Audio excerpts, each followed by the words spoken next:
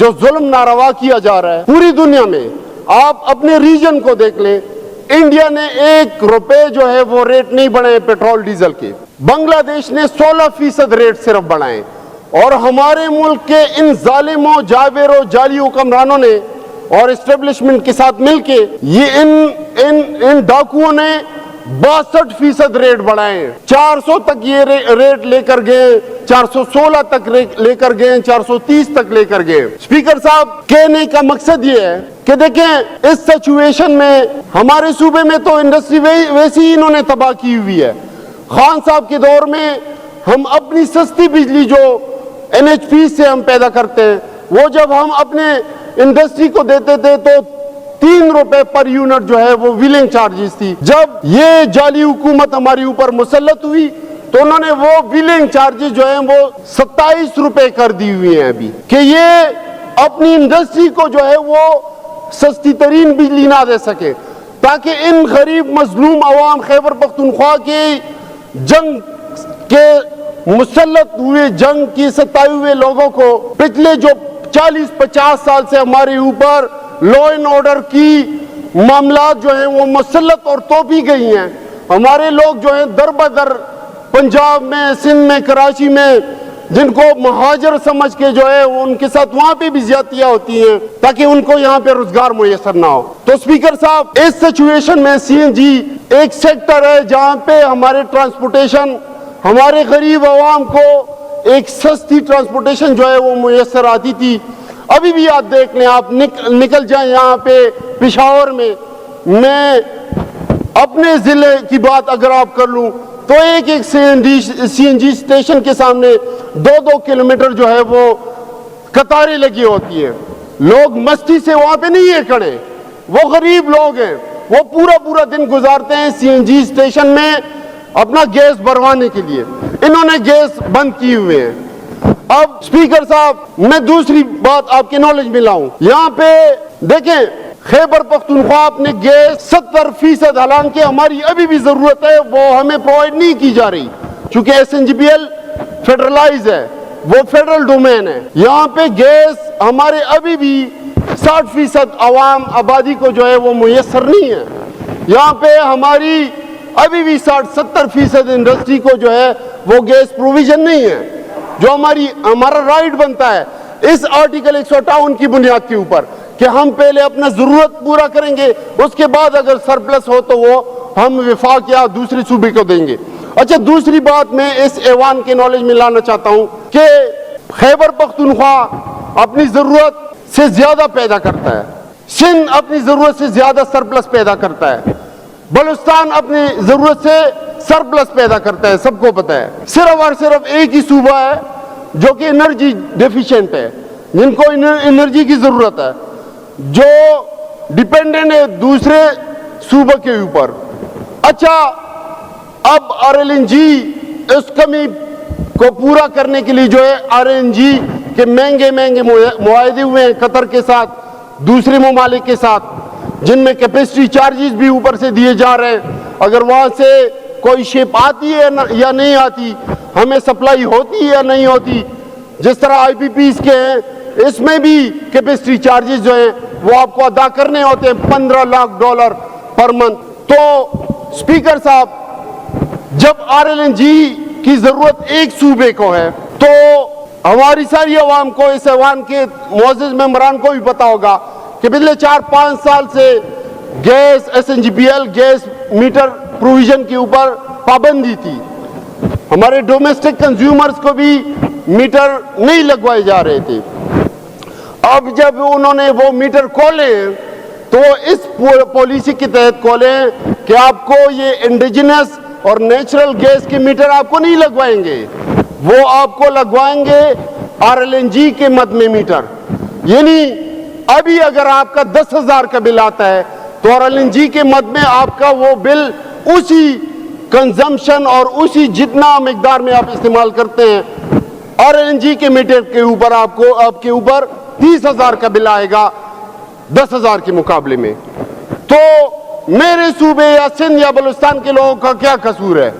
RLNG یا energy deficient اگر ایک صوبہ ہے تو اس کی سزا وہ पूरे पाकिस्तान के अवाम क्यों भुगते? हमारी तो प्रोडक्शन सरप्लस है। अच्छा स्पीकर साहब, दूसरी बात, मेरे सीएनजी सेक्टर को ये गैस नहीं दे रहे ताकि मेरे गरीब अवाम जो हैं उनको आसान ट्रांसपोर्टेशन मुयस्सर हो। ये हमारे ऊपर जो एक माफिया मुसल्लत है, एफएफसी एक कंपनी है फौजी फर्टिलाइजर, और बिन कासिम जो कि आपके फर्टिलाइजर का काम करते हैं, और आपको मालूम होगा चूंकि आप टेक्निकल बंदे हैं कि फर्टिलाइजर में gas as a raw material इस्तेमाल होता है। आपको हैरानगी होगी कि फौजी फर्टिलाइजर, वो फौजी फर्टिलाइजर जो कि अपना फ्रंटमैन आगे करके 10 अरब में 200 अरब 2000 अरब का पीआईए ले चुका है, उसके ऊपर डाका डाल चुका है। उस फौजी फर्टिलाइजर और बिन कासिम को, जो कि एस्टेब्लिशमेंट की कंपनियां हैं जिनका कोई ऑडिट नहीं है, जो कि डीजी साहब बैठ के तो बड़े धड़ल्ले से कह देते हैं कि हम 230 अरब से ऊपर जो है हमने टैक्स अदा किया। आप हमें रेवेन्यू का भी हिसाब दे, आपने कमाया कितना है, क्यों आप कानून से बालातर हैं, आप आईन से बालातर हैं।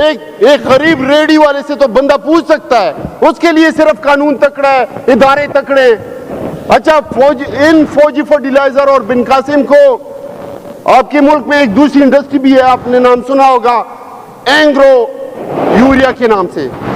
एंग्रो इंडस्ट्री को फर्ज करें 100 रुपए का गैस मिलता है, फर्ज करें, एक मिसाल दे रहा हूं, इनको 62% कम यानी 38 रुपए का वही गैस मिलता है। क्यों भाई? ये क्या क्या क्या इन्होंने की है? इस मुल्क के लिए क्या खिदमत की है? इस मुल्क को तोड़ने वाले यही लोग हैं, इस मुल्क को इस नहज तक पहुंचाने वाले यही लोग हैं। इस मुल्क में इन लोगों ने माशी इस्तेकाम कभी नहीं होने दिया, इस मुल्क में सियासी इस्तेकाम इन लोगों ने नहीं होने दिया। तो जनाब स्पीकर साहब, मेरे ख्याल में वक्त आ चुका है कि ये अगर हमारे साथ गंदम के ऊपर ये करते हैं, हालांकि आईन में ये गैर कानूनी कर रहे हैं, और आईन में मुझे हक दिया गया है कि मैं अपना गैस जो है वो पहले इस्तेमाल करूं। दूसरी बात आपकी नॉलेज में लाऊं स्पीकर साहब, अब तक हमारा सबसे बड़ा जो वेल हेड था वो लगभग 11,000 MMCFD पर डे वाला एक वेल हेड था जो नेशपा के नाम से है। अब हमारा दूसरा वेल हेड जो सबसे बड़ा वेल हेड दरियाफ्त हो चुका है, और मैं ये समझता हूं कि वो मिडिल ईस्ट से भी बड़ा वेल हेड है, जो कि 25,000 MMCFD पर डे जो है उसकी प्रोडक्शन होगी। अब स्पीकर साहब, मेरे हल्के में भी, चूंकि मैं कोहाट से मेरा ताल्लुक है, कोहाट डिवीजन प्रोड्यूसिंग डिस्ट्रिक्ट है, आपको पता है ऑयल एंड गैस के हवाले से। कोहाट में मेरे हल्के में इस तरह की ऐसे वेल हेड हैं जो दरियाफ्त हुए पिछले 8 साल हो चुके हैं, और कानून मौजूद है, बाय लॉ जो है, जब SNGPL को वो वेल हेड कमीशन हो जाता है, जब पाइपलाइन में वो गैस जो है वो कमीशन होती है, तो उस वेल हेड के 5 किलोमीटर डाया को में वो SNGPL कंपनी जो है वो 5 किलोमीटर डाया में जो है लोगों को गैस प्रोवाइड करेगी। लेकिन अनफॉर्चुनेटली अभी तक 8-8, 10-10 साल गुजर जाते हैं, और वो लोग जो है वो धड़ल्ले से कहते हैं। अभी ये पिछले हफ्तों मेरे लोगों ने तंग होके उन्होंने यहां तक कह दिया, अगर आप लोगों से कुछ नहीं होता, हालांकि उनको तो ये मालूम नहीं है कि ये फेडरलाइज सब्जेक्ट है, और फेडरल वाले इतने जो हैं संग दिल है, इतने उनकी ज़हनों में गलाजत भरी हुई है, इतनी उनकी ज़हनों में तासुब भरा हुआ है, इतनी उनकी ज़हनों में सुबाहियत भरी हुई है, उनकी ज़हनों में इतनी नफरत भरी हुई है हमारे लोगों की कि वो मुख्तलिफ तरीकों से हमारे ऊपर जो है पॉलिसियां मुसल्लत करते हैं। तो वो अब तंग आ चुके हैं, वो यही कह रहे हैं कि हमारे पास दूसरा ऑप्शन नहीं है, हम इनके वेल हेड बंद करेंगे, बस आपने हमें रोकना नहीं है। तो स्पीकर साहब, इंशाल्लाह इन सारे मामलात में हमारे बाकी भी काफ़ी मामलात हैं, NFC के मामलात हैं। देखें, फाटा आपने 60-70 लाख लोग जो है वो एडमिनिस्ट्रेटिवली भी मैं समझता हूं कि पार्शियली हमारे साथ मार जाए, لیکن فائنینشلی جو ہے وہ اس کے پیسے آپ لگا رہے ہیں پنجاب میں، سندھ میں. بھائی کیا بات ہے؟ آپ نے وعدہ کیا تھا کہ 3% میں 10 سال ان کو دوں گا، چونکہ یہ باقی ملک کے علاقوں سے جو ہے وہ بیک پڑ رہے ہیں. تو وہ 3% آج کے حساب سے کم از کم وہ 300 ارب سے اوپر بنتے ہیں، وہ بھی نہیں دے رہے.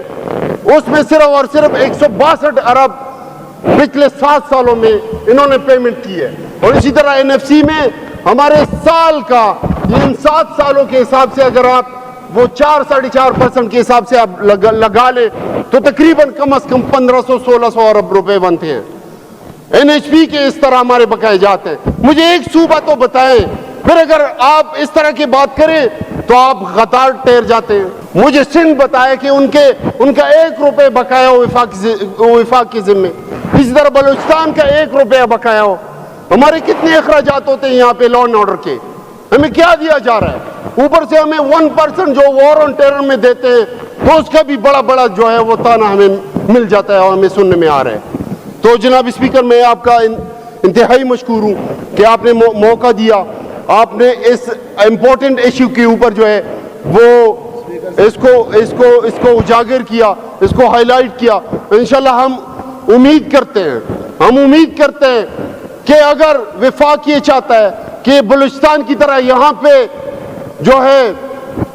پہ ملک دشمنی کے نعرے نہ لگیں، نفرتوں کے نعرے نہ لگیں، تو خدا را ہم ان سے ایکسٹرا کچھ نہیں مانگ رہے. ہم ان سے صرف اور صرف اپنے حق کا مطالبہ کرتے ہیں کہ ہمیں اپنا حق دیا جائے. بہت شکریہ جناب اسپیکر.